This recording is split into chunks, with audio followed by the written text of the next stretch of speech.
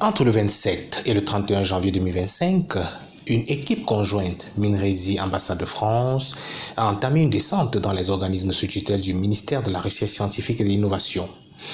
Il est question à travers cette descente de procéder à une évaluation de l'état des lieux de ces organismes du point de vue de leur fonctionnement, de leurs activités et des conditions de travail des chercheurs.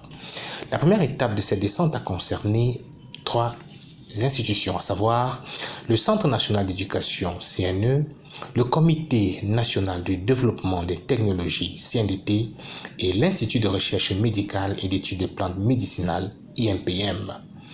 À chaque étape, la délégation a identifié les forces et les faiblesses des organismes dans l'optique de procéder à un diagnostic de leurs besoins. C'est ainsi qu'au niveau du CNE, le chef de centre, le professeur Forte Stephen Ambé, a mis l'accent sur le caractère multidisciplinaire de la structure dont il a la charge. En effet, le CNE regroupe plusieurs disciplines des sciences sociales, ce qui constitue un atout majeur dans l'analyse et la compréhension des problèmes et des phénomènes sociétaux. Fort de cela, le chef de centre a plaidé pour l'intégration des sciences sociales dans les projets de recherche, étant donné qu'il est nécessaire d'étudier et de comprendre les populations cibles de ces recherches. Au niveau du CNDT, la collaboration avec les autres instituts et le monde universitaire a été mise en exergue par le docteur Patrice Ele Abiama. Cette collaboration a par ailleurs une portée internationale. En effet, le CNDT entretient des partenariats avec des structures de recherche belges et suisses, notamment dans les domaines de l'énergie solaire et de l'intelligence géospatiale.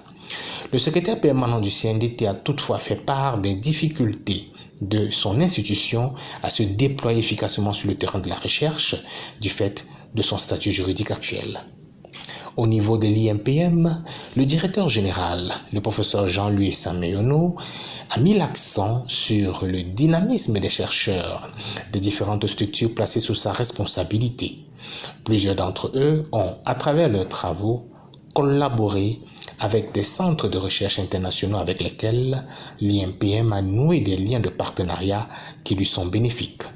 Le directeur général de l'INPM a cependant déploré l'absence d'une industrie pharmaceutique de pointe en Afrique centrale. Cela compromet le développement des unités de production de qualité.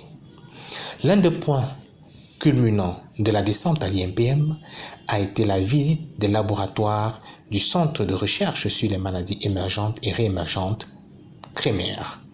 Cette visite a permis de se rendre compte de la qualité du plateau technique dont dispose ce centre grâce à sa collaboration avec l'Institut de recherche pour le développement IRD.